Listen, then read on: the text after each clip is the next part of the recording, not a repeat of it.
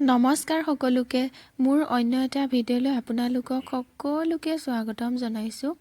আশা কৰোঁ মোৰ ভিডিঅ'টো শেষৰলৈকে চাই থাকিব, অলপো স্কিপ নকৰাকৈ। আজি আমি গৈ আছোঁ অসমৰ বিখ্যাত তথা ঐতিহ্যমণ্ডিত শ্ৰী শ্ৰী দেওপানী দুৰ্গা মন্দিৰলৈ বুলি।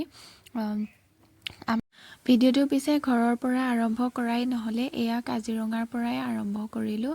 আমি ধুনীয়াকৈ কাজিৰঙাৰ মাজেৰে গৈ আছোঁ আৰু এয়া কাজিৰঙাৰ ভিতৰতে থকা হালধিবাৰী বুঢ়ীমাই মন্দিৰ পালোহি আৰু ইয়াতে সেৱা ভাগ কৰি ল'লোঁ।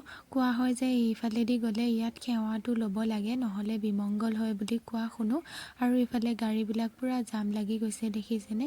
তাৰপিছতে আহি আৰু বোকাখাটত ইয়াতে গাড়ী ৰখোৱাৰ পিছত সকলোৱে ইয়াতে চাহ পানী কিবা কিবি খাই লৈছে। মই পিছে একো খোৱা নাছিলোঁ, মোৰ যিহেতু গেছৰ প্ৰব্লেম হৈ আছিলে সেইবাবে। তাৰপিছতে আমি আকৌ আমাৰ যাত্ৰা আৰম্ভ কৰি দিলোঁ। চাৰিওফালে বাগান আৰু বাগান, ইমান যে ধুনীয়া এটা পৰিৱেশ, ইমান ভাল লাগে।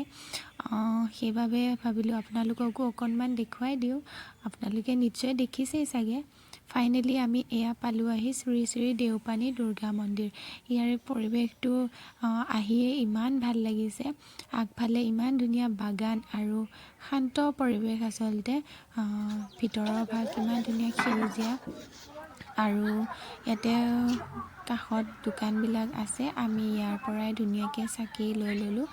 শৰাই আচলতে গাড়ীত অহা মানুহবিলাকে সকলোৱে মিলি পইচা তুলি এনেকৈ শৰাই দিয়া হৈছিলে। আমি ধূপ চাকি এনেকৈ লৈ ল'লোঁ। এতিয়া মই গৈ আছোঁ মন্দিৰৰ ভিতৰলৈ বুলি।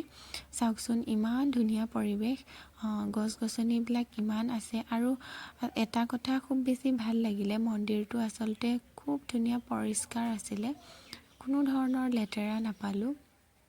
কিছুমান ঠাইলৈ গ'লে আচলতে বহুত লেতেৰা দেখা পাওঁ, ইয়াতে বৰ ধুনীয়া চাফা আছিলে। সেউজীয়া পৰিৱেশ চাৰিওপিনে দেখিছেনে। আপোনালোকে কোনে কোনে আহিছে ইয়ালৈ জনাবচোন। মই পিছে এইবাৰে প্ৰথম আহিছোঁ, খুব মনটো ভাল লাগিছে আহি। অনুভৱ খুব ধুনীয়া এটা। আপোনালোকে নিশ্চয় ইয়ালৈ আহিলে গম পাব যে কেনেকুৱা মনটো শান্তি লাগি যায়, ইমানেই এটা ধুনীয়া পৰিৱেশ। এনেও আমি যিকোনো মন্দিৰলৈ গ'লেও মনটো খুব ভাল লাগে, নহয়নে?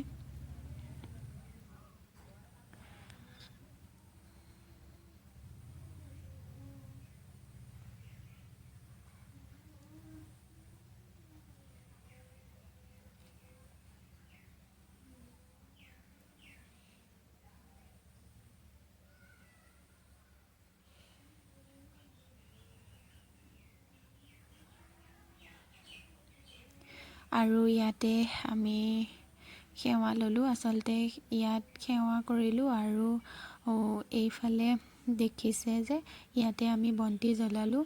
সকলোৰে স্থান বেলেগ, বন্তি জ্বলোৱা স্থান বেলেগ আৰু য'ত পূজা কৰিছিলোঁ তাতো বেলেগ।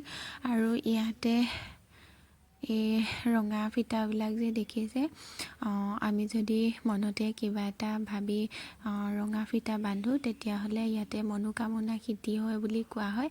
সেয়ে ময়ো ইয়াতে ধুনীয়াকৈ কিবা এটা মনতে ভাবি ফিটাডাল বান্ধি ল'লোঁ। ভগৱানে যাতে মোৰ মনৰ আশাটো সোনকালে পূৰণ কৰে প্ৰভু। তাৰপিছতে ইয়াতে আমি বেছি সময় নকৰি ইয়াৰ পৰা যাম, আৰু যিহেতু আমি গোলাঘাটলৈ বুলিও যাম, আঠখেলীয়া নামঘৰলৈ। সেয়া ভিডিঅ' আপোনালোকে পাব। আজি ভিডিঅ'টো ইমানেই আছিলে, চাই কেনেকুৱা লাগিলে